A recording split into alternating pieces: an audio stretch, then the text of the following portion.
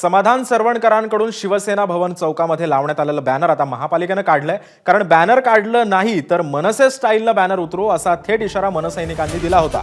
मात्र त्यापूर्वीच पोलिसांच्या उपस्थितीमध्ये पालिकेने हा बॅनर हटवलाय आणि याचाच आढावा घेतलाय आमच्या प्रतिनिधींनी। पाहूया। शिवसेनेचे समाधान सदा सरवणकर यांच्याकडून शिवसेना भवनात एक बॅनर उभा करण्यात आला होता।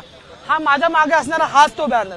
ह्याच्यावरचा आशय जर पाहिला तर गंगाजल शुद्धच आहे पण काहींच्या विचारांचे काय असा आशय या बॅनरवर आहे। त्याच्यावरून थेट मनसेला डिवचण्याचा प्रयत्न या बॅनरवरून करण्यात आला होता का असा प्रश्न निर्माण झाला होता। हा बॅनर जो आहे तो थेट शिवसेना भवनासमोरच्या चौकात जो आहे तो उभा करण्यात आला होता आणि त्याच्यानंतर एकंदरीत मनसे विरुद्ध शिंदेची शिवसेना असं राजकारण रंगू लागेल आपल्याला पाहायला मिळते।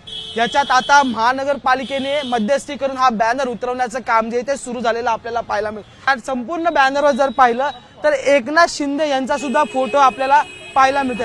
आपल्यासोबत मनसेचे संतोषजी आहेत, आपण त्याच्याशी बात करणार आहोत। खरं तर थेट गुढीपाडवा मेळावा तेवढं सविस्तर भाष्य भूमिका मांडल्यानंतर राज ठाकरेंनी त्यांना डिवचण्याचा प्रयत्न बॅनरवरून केला का? अहो, डिवचण्याचा प्रश्न नाही, त्या बुद्धीला ती भाषण राजसाहेबांनी जे भाष्य केलंय ते कळलेलं नाही।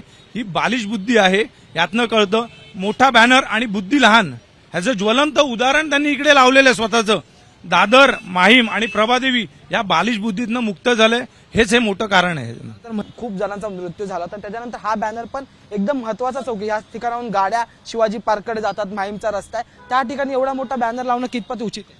अहो, त्या बालिश बुद्धीला एवढं जर कळलं असतं, घाटकोपरची घटना किंवा कुठल्या अशा घटना घडतायत तर असं होर्डिंग लावून किंवा कोणाच्या जीवारीशी खेळणं हे त्यांना समजलं पाहिजे। हे त्यांच्या बुद्धीच्या बाहेरचं आहे। त्यामुळे हे तुम्ही त्यांच्याकडे अपेक्षा अशा बुद्धीची करू नका, ही तुम्हाला विनंती करतो, कारण की त्यांची बुद्धीच तेवढी आहे। पालिकेच्या कर्मचाऱ्यांकडून हा संपूर्ण बॅनर जो आहे तो उतरवताना आपल्याला पाहायला मिळत आहे। त्यामुळे आता ह्याला शिवसेनेचं उत्तर काय असणार? कारण की शिवसेनेकडून बॅनर लावण्यात आला होता, मनसेने त्याच्यावर भूमिका मांडली आणि त्याच्यानंतर पालिका कर्मचाऱ्यांकडून हा संपूर्ण बॅनर जो आहे तो उतरवण्यात आला होता।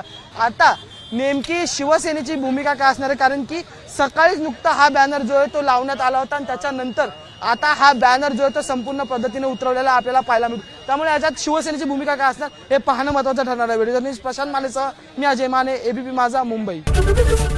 एबीपी माझा, उघडा डोळे बघा नीट।